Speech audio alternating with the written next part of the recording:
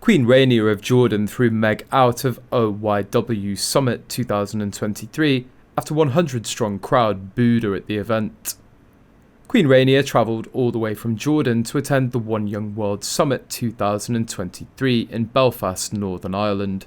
The Jordanian royal looked graceful in pictures and videos shared from the event.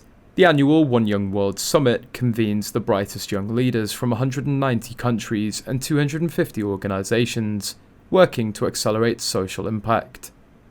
Delegates participate in 4 transformative days of speeches, workshops and networking. Throughout the summit, delegates are counselled by influential political, business and humanitarian leaders such as President Mary Robinson, Didier Drogba and Professor Mohammed Yunus. Last year, Meghan Markle and Prince Harry attended One Young World Summit 2022 in Manchester. However, after Meghan gave a speech and brought a film crew to the conference, she was not invited to this year's conference. Instead, Queen Rania of Jordan will replace Markle. Earlier, Meghan Markle was accused of making a speech that just focused on me at the One Young World Summit in Manchester, as she made at least 54 references to herself during a 7-minute talk to young people, billed as being about gender equality. It had been touted as a speech about gender equality, but Meghan made one anecdote about women during the speech to around 2,000 people. Instead, she gushed about Prince Harry and the life-changing impact of becoming a mother to Archie, and told the event it was very nice to be back in the UK. At one point, she spoke of her pride at being a mum and appeared emotional when the audience applauded.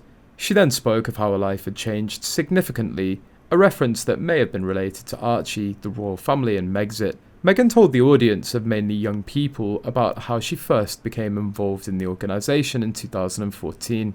She questioned how she became successful, referring to herself as the girl from Suits, who was eventually invited to pull up a seat at the table with powerful leaders, prime ministers, humanitarians and activists, and spoke about the first time she was asked to be a counsellor and having a pinch me moment.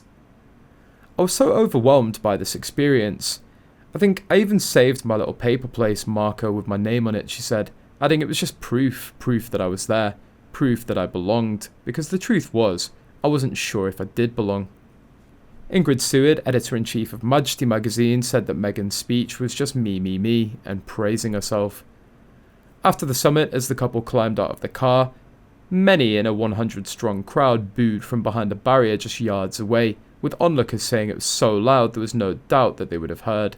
One protester was carrying a sign that read, "F.O. Harry and Meghan fake royals." Meghan Markle strikes again. There's no better example of the dangers in believing your own hype. With each new rung on the ladder on her way up, her head got bigger and bigger and now she's completely lost perspective.